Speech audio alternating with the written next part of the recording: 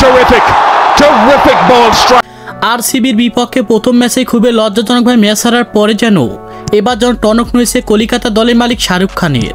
আর তাই তিনি সব জল্পনা কল্পনার অবসর ঘটিয়ে এবার যেন কাটার মাস্টার মোস্তাফিজুর রহমানকে উড়িয়ে নিয়ে যেতে ব্যস্ত হয়ে পড়েছেন তিনি।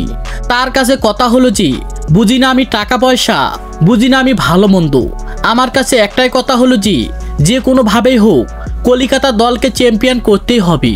এর বিনিময়ে যদি আমার কোটি কোটি টাকাও যায়, তারপর আমি টাকার পরোয়া না করে দুর্দান্ত অগ্নিঝরা বলার কাটার মাস্টার মোস্তাফিজুর রহমানকে আমার দলে ভেড়াবো আমি। কারণ হচ্ছে গতকালের ম্যাচে দেখা গিয়েছে ব্যাটিং পারফরমেন্স দুর্দান্ত করলেও যেন বোলিং ব্যর্থতার কারণে আরসিবির বিপক্ষে খুবই লজ্জাজনকভাবে ম্যাচ হেরেছি আমরা। আর ম্যাচ হারার পরে যেন একেবারে লজ্জায় মাথা কাটা গিয়েছে কলিকাতা দলের মালিক শাহরুখ খানের। আর তাই তিনি সব জল্পনা কল্পনা অবসর ঘটিয়ে এবার যেন কাটার মাস্টার মোস্তাফিজুর রহমানকে উড়িয়ে নিয়ে যেতে ব্যস্ত হয়ে পড়েছেন তিনি।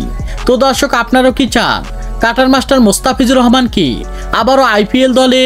সে বিষয়ে আপনাদের গুরুত্বপূর্ণ মতামত জানাবেন আমাদের ভিডিওর কমেন্ট বক্সে। ধন্যবাদ।